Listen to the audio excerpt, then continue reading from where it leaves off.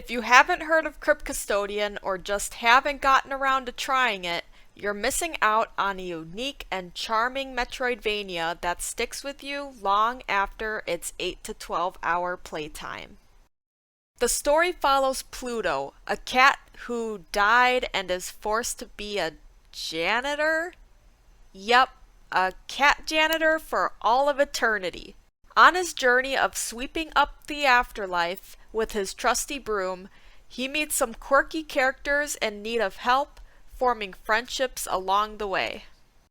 As a janitor, sweeping up garbage, which apparently there's a ton of in the afterlife, is not the only thing you'll be doing. That broom is also a weapon to beat up the different variety of monsters roaming around. I played the game on the hardest difficulty, and while the combat is simple, the different abilities, upgrades, and special skills you get keep combat engaging. There are also combat challenges you'll find that add rewards into the mix.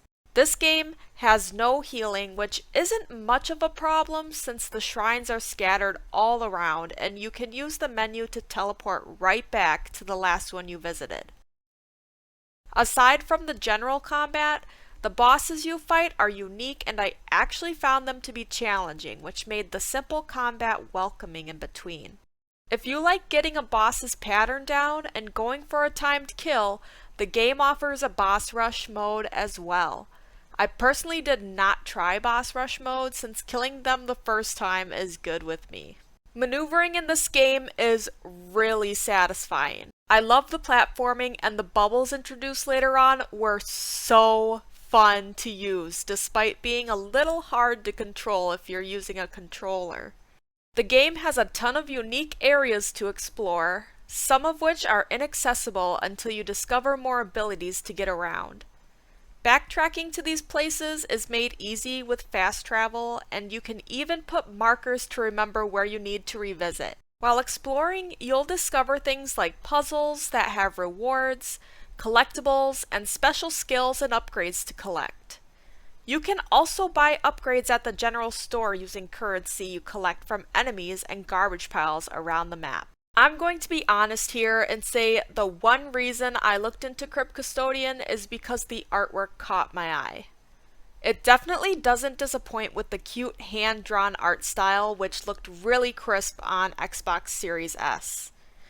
The design of each area was unique and heightened the experience of exploration. Following that is the calm and somber music playing throughout the game that really fits into the premise of being a cat in the afterlife.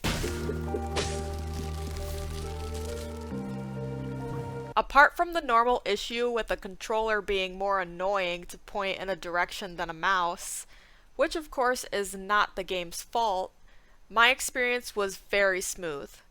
I had no stutters and all inputs had great feedback. Crypt Custodian does a great job of balancing challenge with ease of play, making it easy for anyone to enjoy the wonderfully unique world it offers. It's so easy to get immersed and is a great game to play in between sessions of larger titles. If you're already a fan of Metroidvanias, you need to give this one a try, and if you've never played one before, this is a great introduction into the genre.